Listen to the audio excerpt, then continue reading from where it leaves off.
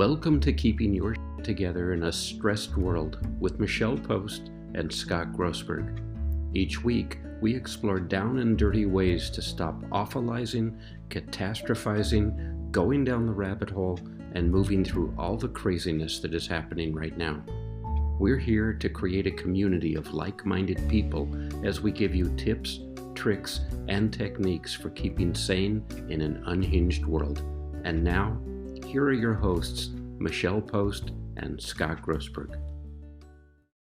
Hey, everybody. This is Scott Grossberg, one of your co-hosts for the podcast, Keeping Your Shit Together in a Stressed World. And I'm here with my co-host, Michelle Post. Hey, Michelle.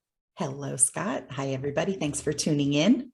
And we have a special guest today who will introduce or reintroduce to you in a moment. In the meantime, let's catch up, Michelle. What's new and different and better and wonderful with you?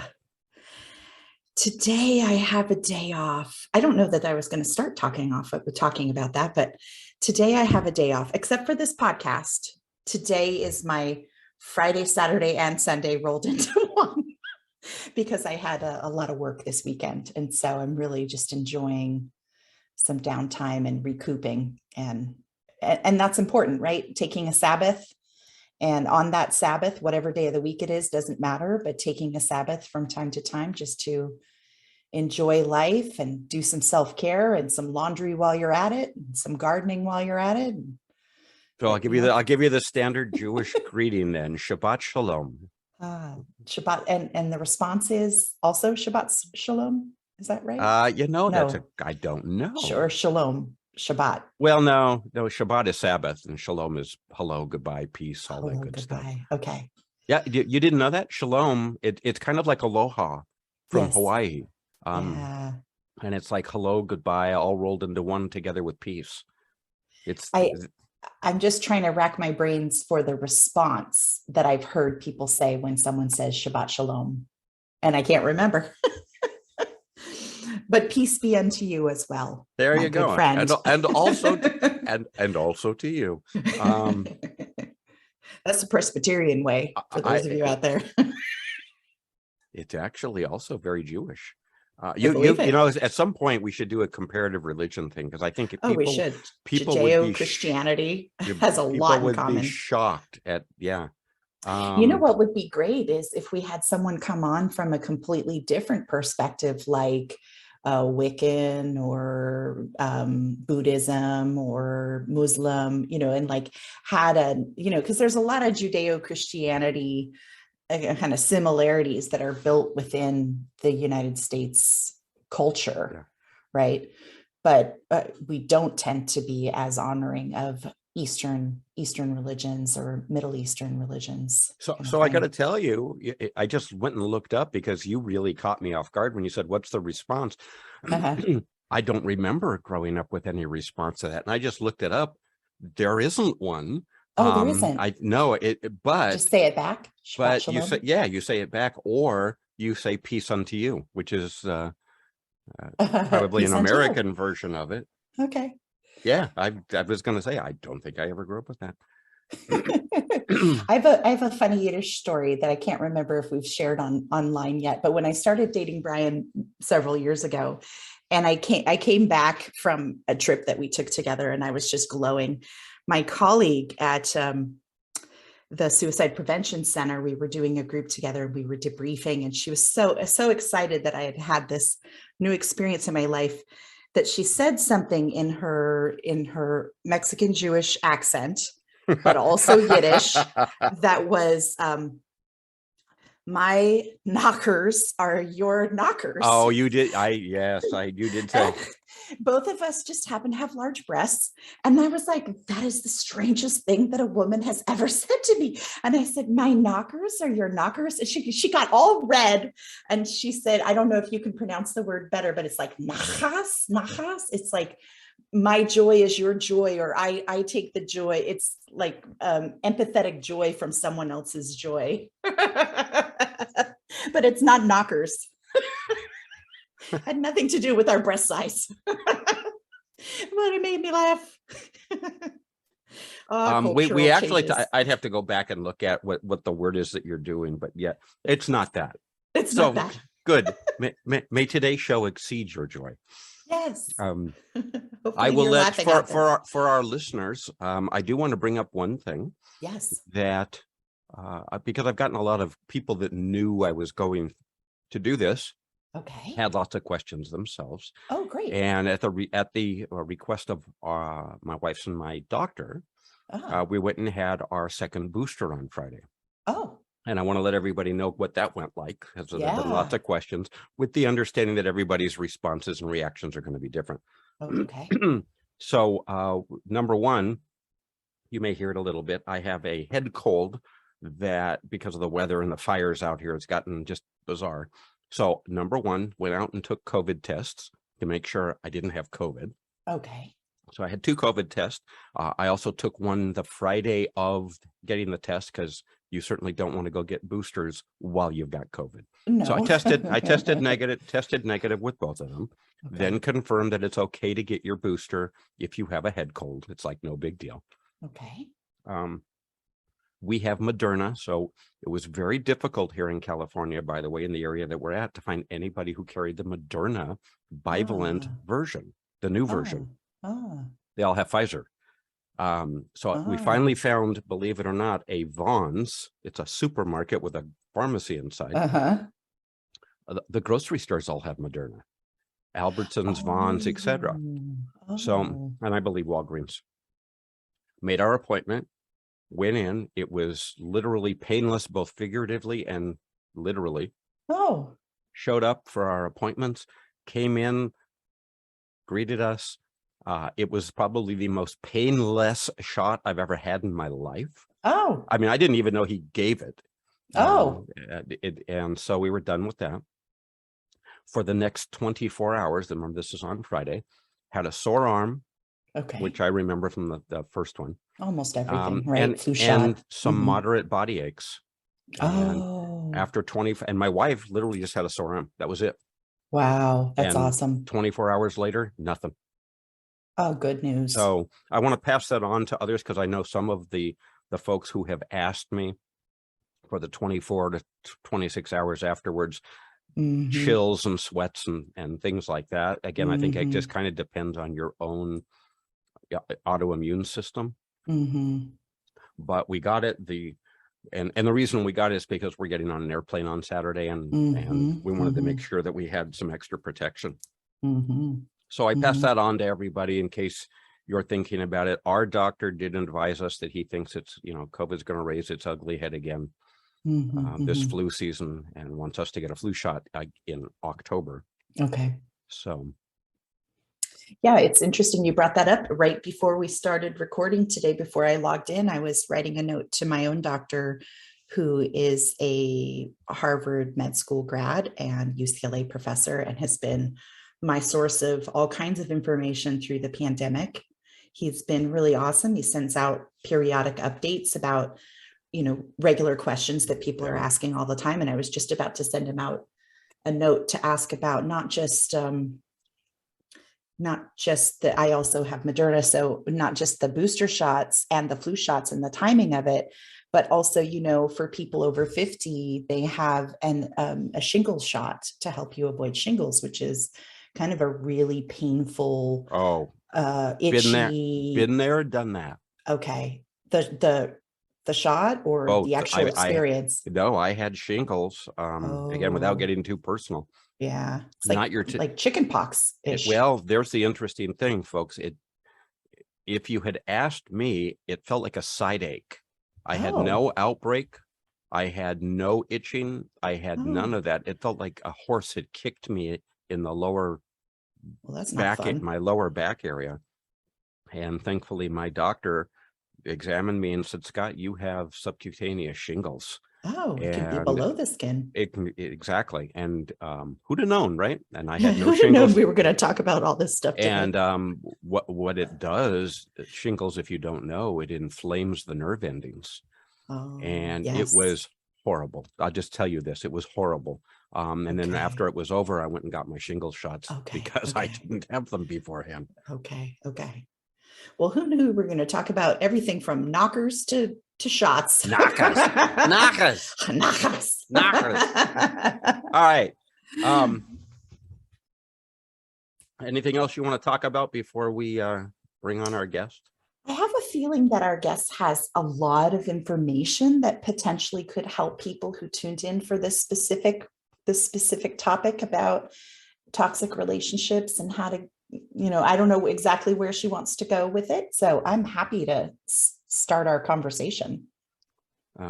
What I want to do is find her. It's funny because you and I have known her. You and I've known her for so long. It's like, why do we need to introduce her? But we should. Yes. So let me go through and talk about our guest and what she does. Her name is Christine Philipp, and you'll meet her again in a moment. She's accredited and a recommended control practitioner and licensed workshop presenter with Tim Box. She holds a professional hypnotherapy diploma. She's a certified hypnotherapist through the Jacqueline Hypnosis Academy. She's certified non-medical mental health practitioner. And I'm not going to pronounce the German because I will, despite all my background, I'll destroy it. She's a certified consulting hypnotist with the National Guild of Hypnotists. She's a certified hypnotist and coach with MTH Hypno Plus. And again, I'm not going to pronounce some of the German. She's an NLP master practitioner. That's a big deal, folks. She's trained in medical hypnosis. She's trained in EMDR. For those of you that don't know, that's eye movement desensitization and reprocessing. I could really go on. She's a certified transformation life coach, Transformation Services Inc. through them. But to us, she's Christine, and we're going to have a real down-to-earth conversation today because I personally have watched Christine grow not only into and through this topic, but she's kind of come to the realization that this is one of her niche offerings because it's something that's so personal to her. And so we will talk about that. With that, I'd like to welcome Christine Philipp to the show. Hey, Christine. Hey, welcome. Michelle and Scott. I'm super excited to be here. Thank you for inviting me. You're welcome. And it's not only a very personal topic, but it's a very important topic, I think, for people to know about. Before we get too into all of this, because I have a feeling there's a lot to cover in the time we have. Let people know how they can get a hold of you. Okay, so you can find me the most easy on my website. happinesscoding.com. It's easy to remember, I think. I have a YouTube channel. You can find me there when you like search for Christine Philipp, hypnotist and mind coach. Then I should normally turn up on YouTube. I'm on every other social media. You're everywhere. I'm everywhere, exactly. Just in case, even here. Just in case people need to know, it's PHILIPP. So that's one of the key things to make sure you have the right Christine Philipp. That's true. Most people write that one wrong. And a tip for our listeners, one of my favorite tools that Christine offers if you subscribe to her blog is an affirmation downloadable, beautiful booklet that I love, talking about, I'm sure we'll get here, but talking about recovering from a toxic relationship. You really need some good affirmations to turn to, and there's a beautiful book. All right, well, so that kind of begs the question, and I'm going to start off the conversation with, what the hell is a toxic relationship? Ooh, this alone can fill the hour. But the very short answer would be, for example, most of the people that I know of, including myself, didn't see it coming. You don't see it coming. It doesn't start like on a first date. Nobody comes to see you saying, "Hey, nice to meet you, by the way, I'm a narcissistic psychopath. Let me get you a drink." Well, you don't run in the you don't run in the same circles I do. It might be more like, "Why don't you get me a drink? Since I'm so special, why don't you get me a drink?" Might be your first red flag. Wow.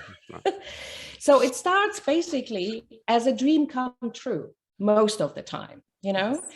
By the time you notice that you are in a toxic relationship, you are already most of the time very far in the game, and that's problematic. But there are, of course, indicators. And the most easy indicator to recognize if you are in a toxic relationship is when you look in the mirror and you see yourself and you ask yourself, do I even recognize myself? Do I like who I am in this relationship? And if you can't answer, yes, I'm a happy bunny, then there's a problem. That just reminds me of toxic work environments. You could do that same thing. Do I even recognize myself? Do I like who I am working in this environment? Wow. Yes. So this kind of all ties in with not only the main topic, toxic relationships, but we've talked before about narcissistic personality disorders and gaslighting. It's all kind of rolled into one, right? It's part of it. But the thing is, most people think when they are in a toxic relationship, their partner must be a narcissist, or he has a narcissistic personality disorder, which is not necessarily the case. A toxic relationship starts much earlier, and it can be any other personality disorder as well. And it doesn't even have to be a full-blown personality disorder. But nowadays, it's like pretty trendy to talk about narcissistic abuse when they actually talk about toxic relationships. And it's still, I think, a difference. The outcome is pretty much the same. You feel horrible when you get out of this. Is it possible, and again, I'm asking from probably a very naive standpoint, but is it possible, before we delve deeper, is it possible for someone to be in what you would call a toxic relationship, but they don't think it's a toxic relationship because it's not offensive or hurtful for them? Yes. And therefore, I mean, who determines whether it's a toxic relationship or not? I mean, I know when I read a book if it's a bad book, and it can be a New York Times bestseller, but the book sucks. I can watch a movie that people have raved about and have gotten awards, and I look at it and it's like, I don't get it. Is it the same thing with toxic relationships? No, I mean, it's still your opinion. I mean, people are very different, right? And people have very different boundaries. They have very different non-negotiables, things that are okay with them, and they, just brush them off and move on. And other people can't do that, so it's very different. And that's why I couldn't say like, oh, if this or this or this happens, then you need to get out. It's always a very individual thing. Okay, but that's what I was. But I think a very sure indicator is really, how do you feel in the game? If you're happy like this and everything's fine, okay, well, so be it. It's your life, your decision. But if you find yourself being devalued, you start losing, or you have the impression you are losing your sanity, you can't trust yourself anymore, you don't know anymore who you are, what you want, you can't decide anything anymore, you can't think for yourself anymore, you're just, like a tool, basically a means to an end, then you most probably don't want to stay in this relationship. Then it's toxic, like objectively, right? It's destructive. Imagine when you are get fed arsenic every day, just a little bit, arsenic. I saw that movie. Me too. In the beginning, you don't know what you're drinking. Maybe you have a little taste there and something's off, but you just keep on drinking that stuff every day. Then you get symptoms after a while, you don't feel as good as in the beginning. And in the end, you really even get ill, and some people die because, they just drank too much of it. That's a little bit like this, it's not so in your face. It's a long-term process. That makes, so you created the Toxic Relationship Antidote. That infers that you can get me off the arsenic. Yes. Is that what you mean by that? Well, it's not, arsenic is not really addictive, right? Is being involved in a toxic relationship addictive? Yes, most people would describe it like this. And, people who are in it or who are just out of it, they would describe it as an addiction. A psychologist would describe it as trauma bond. right? Am I right, Michelle? Yeah, makes on sense. This one? Yes. Mm-hmm. And it's very, very difficult. It's not like you break up from a normal, healthy relationship. It's not like that, because you are at a point in your life where you are not functioning as a separate person anymore. You have been through conditioning, which is, leads to trauma bonding, which is basically the consequence of emotional or even physical abuse. You have been conditioned over a period of time in a certain way. So is this the grooming that we hear about in the news periodically? That's earlier. The grooming is the love bombing, to get you sucked in. Yeah. The trauma I love you. bombing. You're the best thing since sliced bread. You're amazing. Exactly. I want to spend the rest of my life with you. It's only date 3, but I can see us getting married. Soulmate is a big one. You're my soulmate. Yeah. For somebody out there looking for a soulmate, you're vulnerable, right? Oh, I only have one. I better make this one work. But the thing is, you get a fairy tale presented. You get a fantasy presented. And all of us want to be loved. All of us want to be validated. All of us dream of this, adventure, this love adventure, this beautiful big thing. Well, maybe not magic. All of us, but magic. Exactly. Yeah. Often people describe it as magic. Hello. Yes, Scott, I think I just figured out how to help you understand this. It's like somebody says, I promise you magic, and you don't realize that it's really the Wizard of Oz behind a curtain. Okay, I can get that one. Yeah. Because folks, what you have, what's underlying my questions are some of the off-air discussions that I've had with both Christine and Michelle, where it's like, I'm not sure, other than intellectually, I get this, because if someone was treating me the way Christine has described, I believe I just leave. And and that's when they're saying it, Scott, it's not that easy. Yeah. It's not that easy.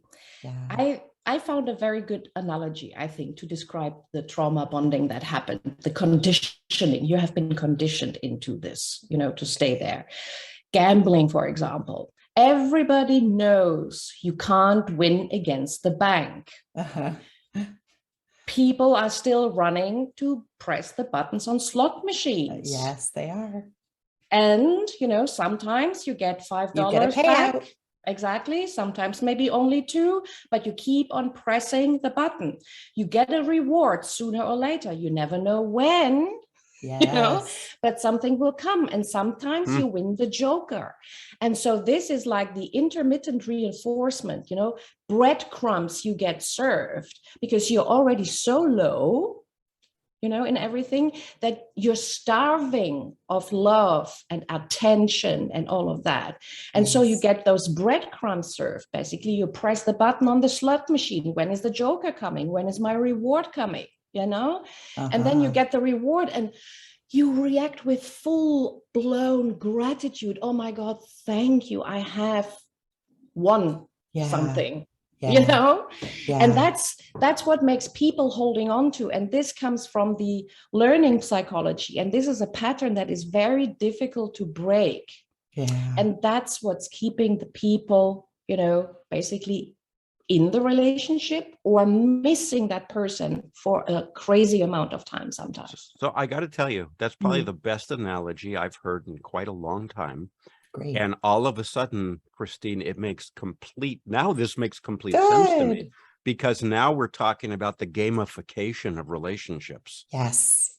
And I know what gamification is. I use it with marketing and promotion and things like that all the time, right? To get people induced and seduced into what they're doing. And all of a sudden it's like, oh my God, that makes perfect sense now. Yes. I'm presuming then that I don't know what we call the toxic relationship predator, the what do you call them? I don't know. I hate to say alpha male because I don't think it can necessarily. It's not always male. So the predator, do they know they're doing this, or some people just really good at it? Some people are really good at it. And a lot of people don't know consciously that they are doing it. Exactly. So we've got for power, for attention, for money, or for sex. Control. Or control. Yes. So unlike just the money payout with the joker and the slot machine, it could be money. It could be attention and, their own power and control. It could be sex. So there's see, now that comes back to the payoff versus the payout part of this to me. The thing that I find so fascinating and what I think would be really helpful for listeners is here I'm listening and saying, well, sometimes the predator doesn't even know they're doing it. And I'm hearing, and sometimes the victim doesn't even know they're having it done to them. And it's how do we help them? What's the surest way, Christine, that you can say, how do you help someone recognize they're in a toxic relationship? I know you've talked about, I don't know who I am anymore. And are there ways to help them see out of it?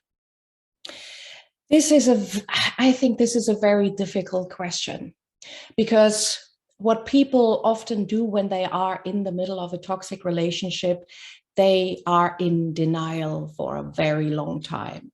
If they would acknowledge at that time that they are emotionally or physically abused, then they would create like a cognitive dissonance inside of themselves. It can't be that I am abused. This is not possible. That person such a strong woman. Exactly. I'm such a strong man. Exactly. I can't be the victim of this. I can't be the victim, but the other one, the partner is the love of my life. It was everything is so fantastic. It can't be happening. And so they basically begin to gaslight themselves. They rationalize, they deny, they justify the abuse. They find all kinds of ways out of just breaking up. And so that's very difficult. And I think you have to, that's a path you go alone. From my personal experience, when I was in that kind of a relationship, it's a long time ago, I didn't recognize myself. Everybody else saw it. Everybody else told me, you need to get out of this. You don't even look like yourself anymore. You are only unhappy. You cry all the time. You know, and I didn't hear it. I ignored it. I didn't want to know about it until I personally reached my own point of, okay, that's it. That's it. It's me or him. And then it was just, out of here.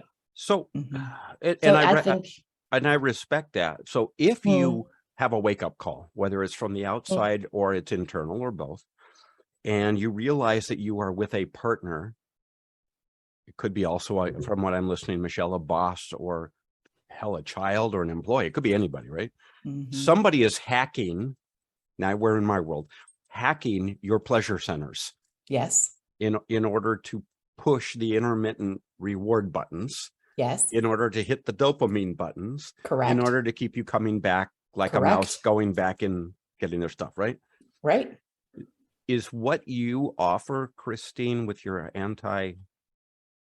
toxic relationship antidote. I keep wanting to call it anti-toxic relationship, but your toxic relationship antidote is what you're offering essentially like people who are in an addictive situation where they go to a recovery expert and they walk them out of the addiction, or if not, what do you do differently? I think it depends on the person where they are. What they all are, they are out of the relationship. They made the decision to go, or they have been discarded by the partner. So they are out of this relationship and they are in a lot of pain, right?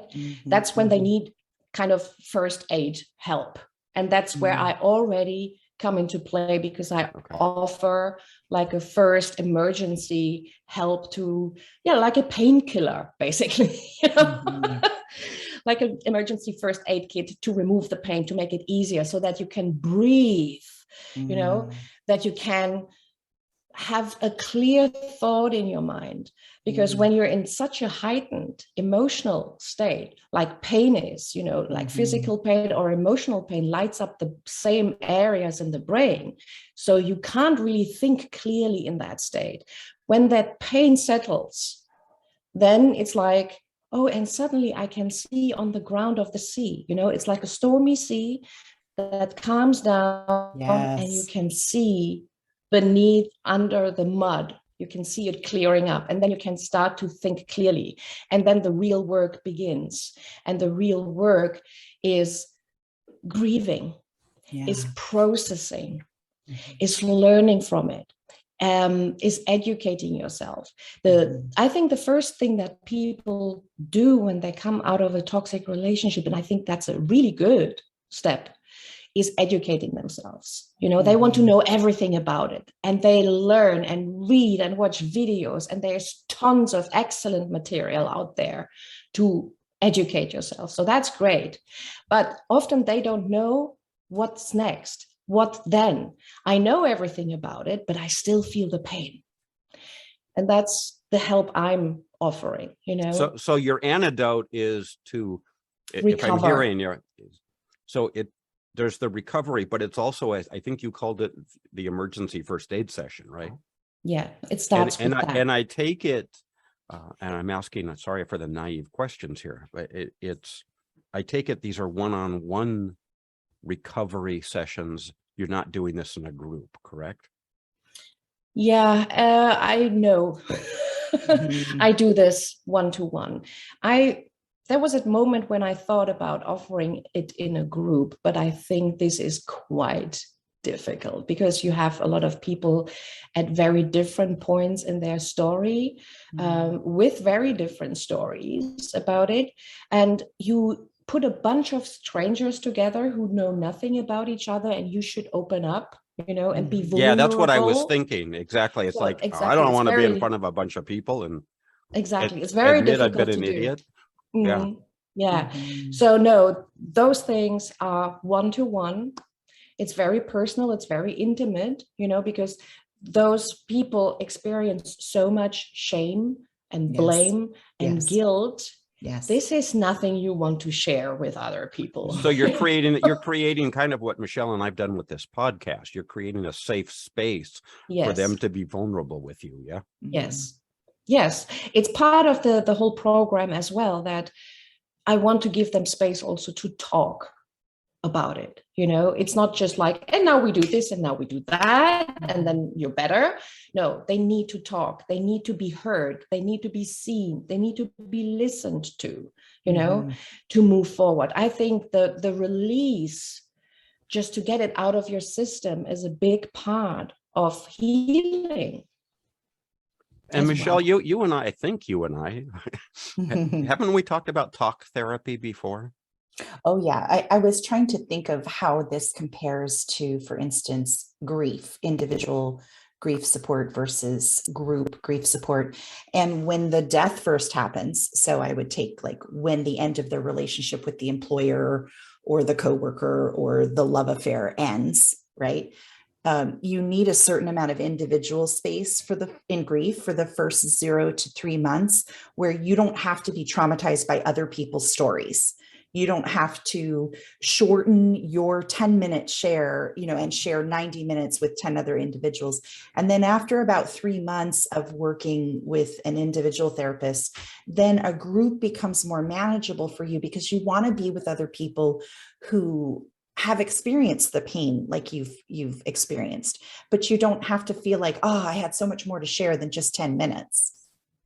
Right. Yes. And that would be Christine, working with someone like Christine, the first 0 to 3 months, or or if you're just realizing, oh, I'm still traumatized by an old relationship that was so toxic and I've never done work around this.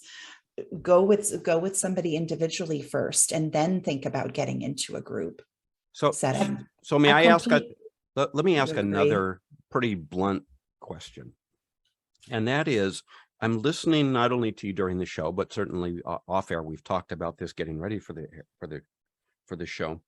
If you have a victim of a toxic relationship, because I'm not sure what else to call them other than victim and predator. Okay. So for sake of just our discussion, if you have a victim who comes to you, Christine, and they have been subjected to so many different game playing scenarios, how does the toxic relationship antidote help them strip away the game playing so that they can start to see the reality that they are them? How do you do that? Well, that's a process. Huh? When we get the mud out of the way, we can start to work on basically on the person in front of me. You know, it's a space of extreme personal growth when you have experienced something like this. Everything that you thought you have lost is just hidden, and we want to uncover it again. We want to rebuild it again. We want to find your strength. We want to rebuild a self-trust. We want to rebuild the confidence, the self-esteem, everything that got lost, that got messed with, you know, wants to become seen again and grow again. It's basically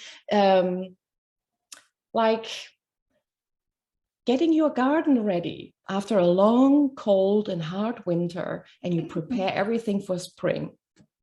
Basically. I like that. Yeah. You're helping them plant seeds. Yes, plant seeds, remove the weeds. Exactly. Fertilize everything you need to do, you know, with joy, with lots of joy. But I'm wondering, is there something that people could do today, if they're listening today, to kind of get their shit together, keep their shit together while kind of recovering from, like, what's something that they might be able to do even on their own to start their own recovery process? Do you have any thoughts about that? Depends on where they are. Mm-hmm. I think one extremely important step is to acknowledge that you have been abused. Okay. You know, that this was happening. This is, you know, moving you out of the denial phase. So you acknowledge that the abuse is or was happening. Okay. And then what helps definitely is to journal, for example, you know, to become very mindful about the present moment, not to dwell in the past all the time, but mindful about what is now, to journal. And I think a goodie to have, because normally, you know, in those relationships, they have the tendency to get hoovered back, you know, a relapse. And so in order to avoid that, for example, make a list with everything that you have been through, with every uncomfortable thing that you have been through in this relationship, with every lie, with every cheat, with every manipulation, with every time you thought you lose your sanity, all of this, you know, get it down on paper. So because when you know, there is a little bit of space and time has passed and you start to miss the other person, you read that list.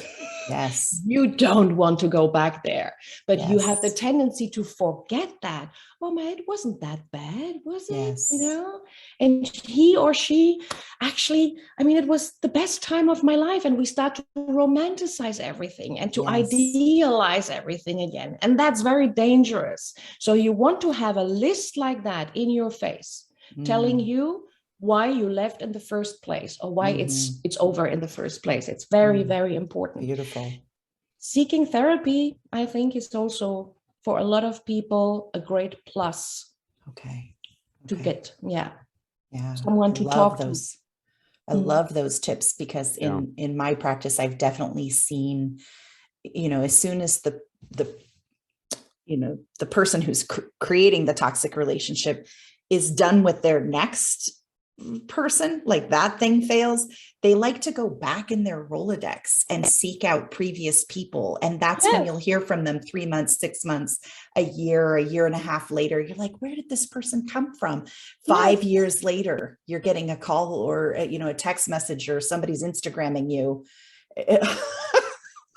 You're like, do not go back. This is my therapist, you know, my inside therapist voice. Don't respond. But my outside voice is, what do you think you want to do about that? So you know, I'm listening to the two of you chat, and I think this is important for listeners, Christine, particularly people who are considering contacting you for this kind of help. Yes. And how would you describe yourself as a hypnotist, therapist, provider? I mean, are you a friend? Are you a Yoda? Are you what are you? What if I call you and I want to work with you, how would you describe yourself so people know what they're getting? Well, former clients describe me with different words, you know, and some of them are really nice and some of them, you know, don't sound so nice, like witch, for example, or magician or stuff like that, you know. Well, see, now you're talking my language and I'm okay with that. But I'm and the reason I'm really asking this is I'm going to use my words now. If we're coming out of a gamified situation where someone has been intermittently pushing my pleasure centers in order to get me to keep coming back for the suspense and the reward, I want to know it's safe to go to you. What am I getting?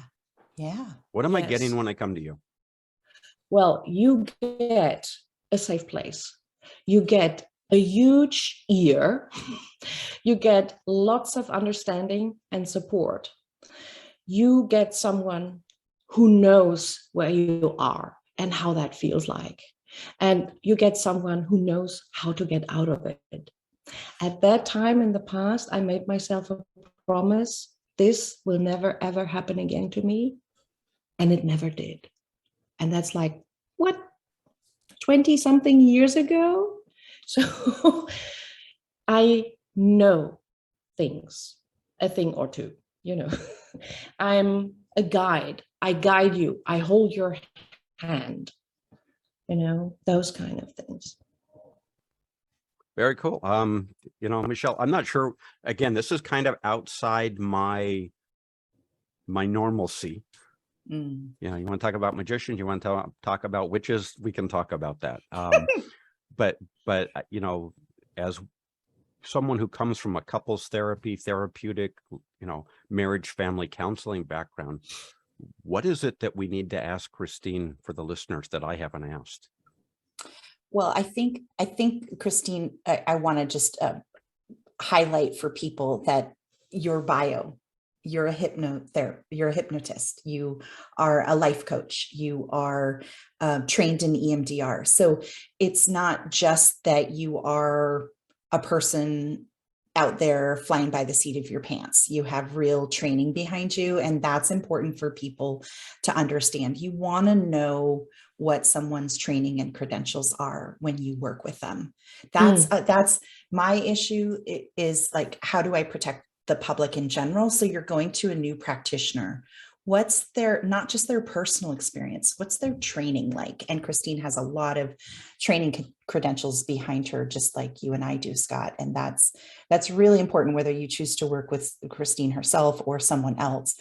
What are that person's credentials, and are you clear about that?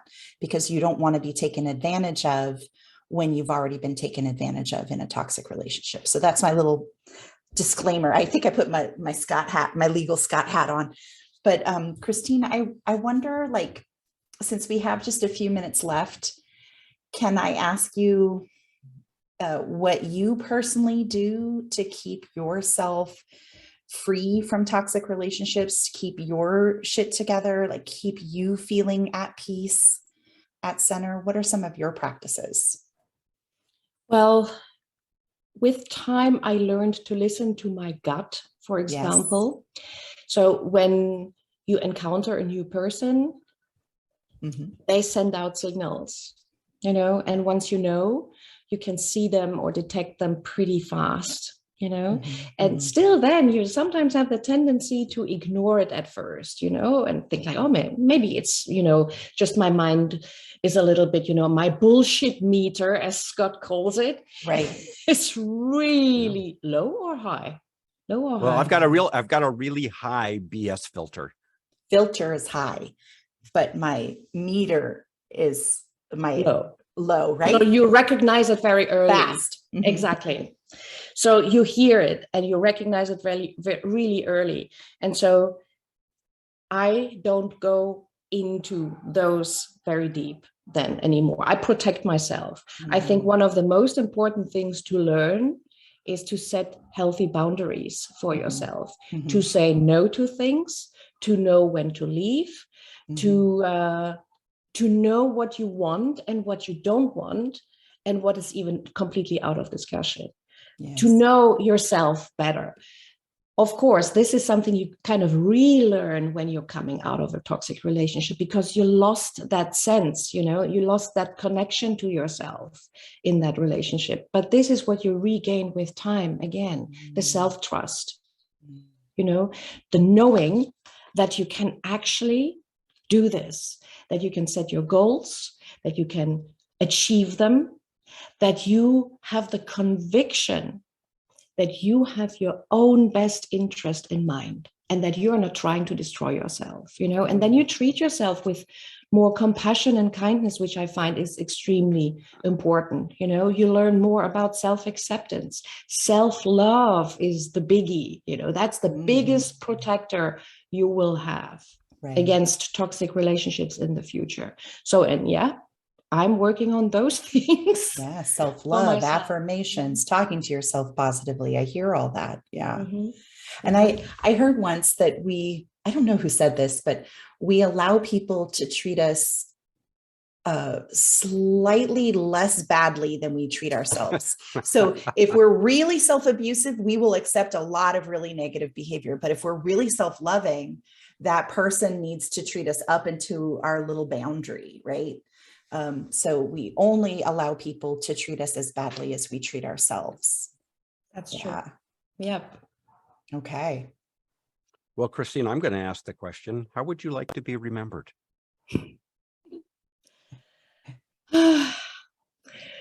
Christine made the world a better place, person by person.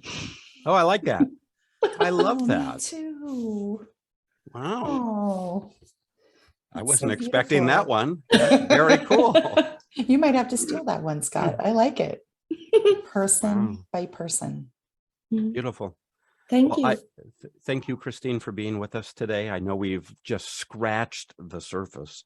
Yes. I certainly have on toxic relationships. For any of you who feel the pain, who are in doubt, who are questioning yourselves, who are waking up, as Christine mentioned, looking in the mirror and going, who the hell are you? I really, you might want to consider reaching out to Christine at, the website, through her email. You can get her through happinesscoding.com. And what was your email again, Christine? Christine at happinesscoding.com. So you don't have, that makes it the fuss of my surname with a PHILIPP. I like it. So thank you again for being with us. And thank you for having me. Oh, it's been wonderful. And next week we will be recorded. It won't be live. Next week it'll be recorded, and Michelle and I are going to explore the topic, enjoying the journey. And this all came about out of some realizations that I have had, and I proposed the subject to Michelle, and we're going to talk about what's the difference between are we there yet and boy, what a great trip this is. So with that, folks, thank you for being here. Please remember to like, subscribe, add us on your social media, on your podcast platforms, share it on your social media platforms so we may continue to grow. And with that, thank you all for being here. Bye-bye. You've reached the end of another episode of Keeping Your Together in a Stressed World with Michelle Post and Scott Grossberg. If you like our show, we'd love for you to subscribe, rate our broadcast, and leave a review. The podcast is for general information only and not intended to be legal or mental health advice, nor the formation of a lawyer-client nor therapist-patient relationship. Stay tuned for our next episode, and thank you for listening.